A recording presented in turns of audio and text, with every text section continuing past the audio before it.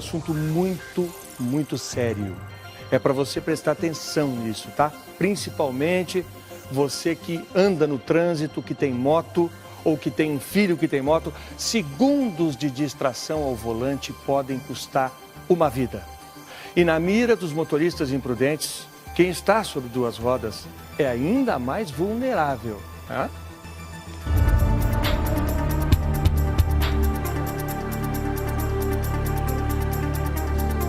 A motorista viola a lei carregando o cãozinho no colo enquanto dirige. Este aqui chega a usar as duas mãos de uma só vez no celular. Depois, com o carro em movimento, coloca o aparelho para carregar. O que parece uma distração inofensiva pode ter consequências gravíssimas. Brasília, maio de 2016. O automóvel não freou e derrubou dois motociclistas, matando um deles. Veja novamente. E aí, de repente, você fica sem ninguém, sem onde se apoiar. Então é muito triste, muito doloroso. Tatiana estava em uma das motocicletas. Ela ainda se recupera dos ferimentos. Eu não ouvi barulho de freio, eu ouvi um estouro, né? E esse estouro provavelmente já era ela batendo na moto do Eduardo. Quando eu ouvi esse barulho, eu fui fazer um movimento de olhar para o retrovisor e não deu tempo. Aí eu fui arremessada. O amigo dela, Eduardo Mendes, não sobreviveu. Na estrada a gente sabe que os riscos são muito maiores, né? E aí essa fatalidade vem acontecer aqui numa pista urbana, num domingo de tarde, a 60 por hora, perto do quebra-molas, a gente já numa velocidade menor por conta do quebra-molas, então assim...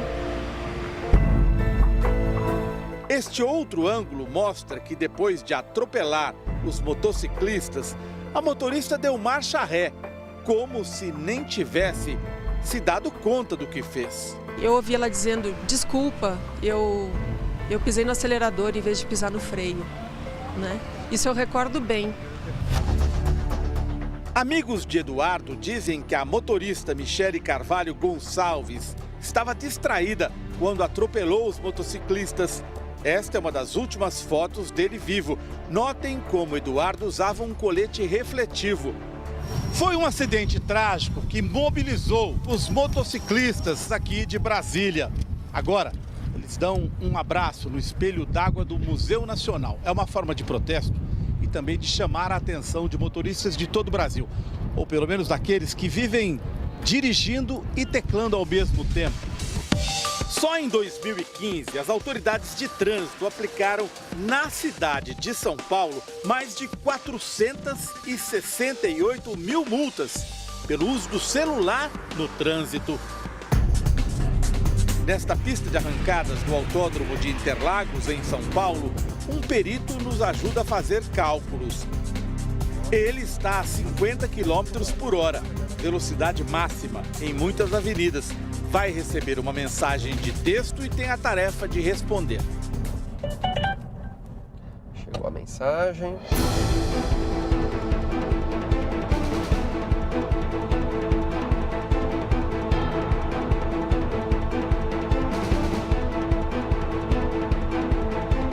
Mandei a mensagem.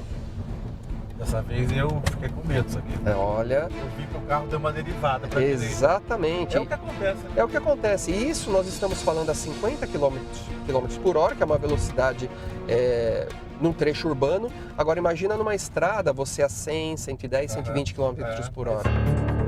Fizemos o teste mais de uma vez. Medimos o tempo em que os olhos do perito ficaram distantes da pista. 3 segundos. Significa que o carro percorreu 42 metros, como se ele estivesse de olhos fechados. Nessa velocidade e nesse espaço percorrido, poderia acontecer muita coisa. Uma criança atravessando, o veículo da frente freando, o semáforo fechando. Outro desafio. Agora, ele vai procurar a música favorita nos arquivos de um pendrive. São 2 segundos sem olhar para a pista, ou seja, 28 metros completamente no escuro. Já virou um hábito e as pessoas não têm a noção de quanto tempo ela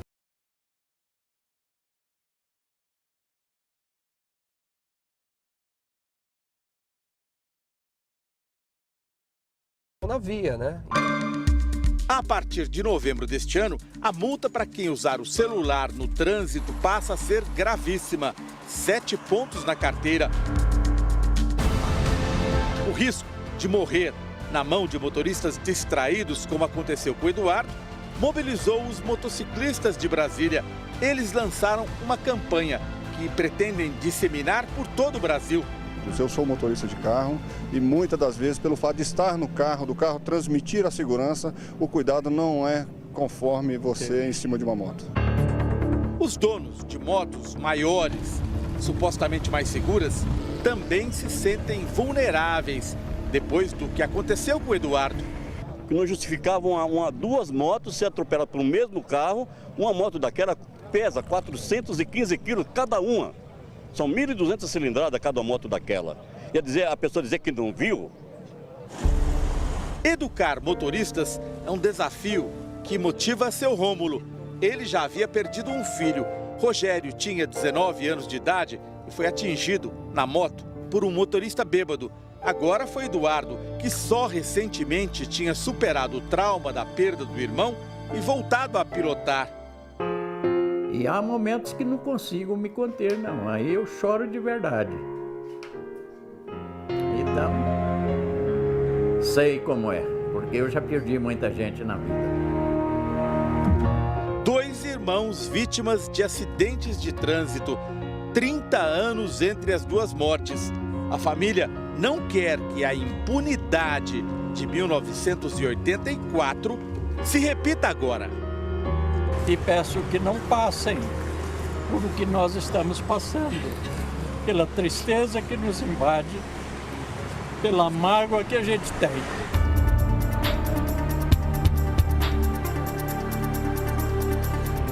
O encontro entre 2 jovens terminou em morte numa avenida do Recife. Caio estava numa bicicleta a caminho do trabalho. Porque ele saiu com toda a saúde, saiu rindo, se virou para trás e deu tchau para mim. Foi a última vez que eu vi meu filho, no dia do acidente.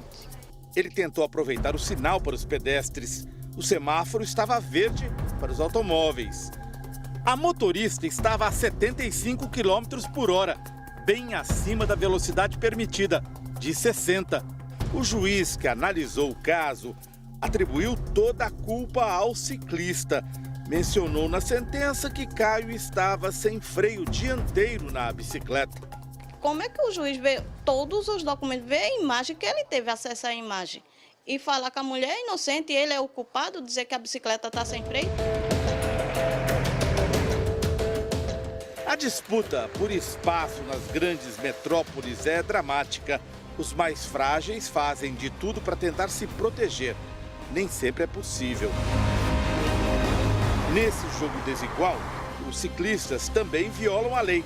Muitos deixam de usar os equipamentos de segurança, como o capacete. Transportam crianças sem proteção adequada. Desrespeitam a sinalização e fazem conversões proibidas.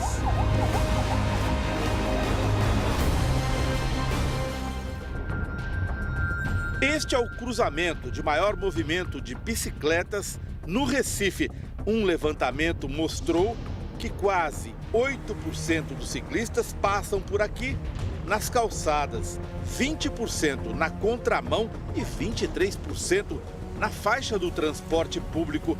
É uma forma de manter distância dos automóveis. Como não tem estrutura cicloviária, né, quem anda de bicicleta corre o risco de ser atropelado, de sofrer um acidente, de ser vítima. Mas quando os ônibus aparecem, vejam só o perigo. Em São Paulo, foi nesta curva que outro encontro fatal aconteceu. Ele não teve o que fazer, não tinha para onde ele se defender. Gustavo estava perto de completar 20 anos de idade. Ele foi atingido pelo ônibus e ficou preso sob o veículo. Foi justamente na curva. Ele jamais pensou que ia deparar com o ônibus.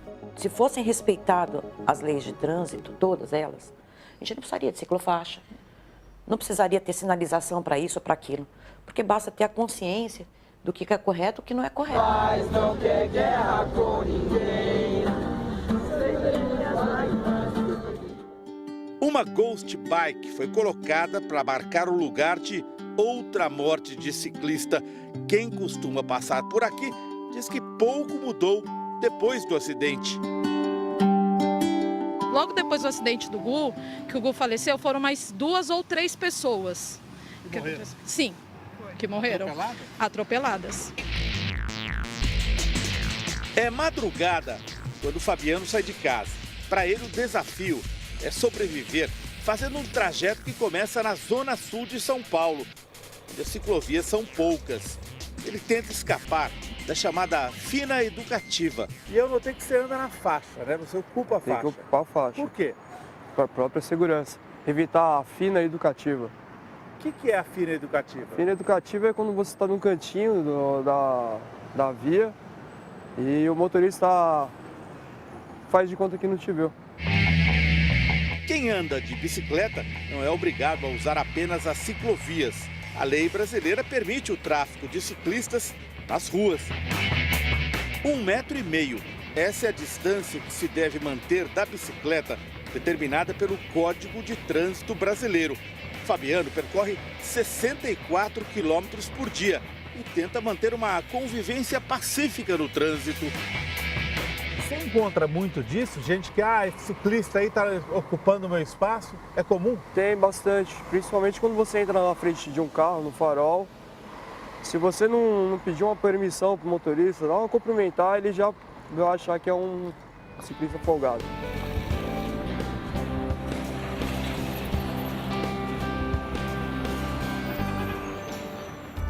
Em caso de conflito, quem está na bicicleta sempre perde. Em 2011, em Porto Alegre, um homem enfurecido avançou com o carro e atropelou vários ciclistas. Por sorte, ninguém morreu.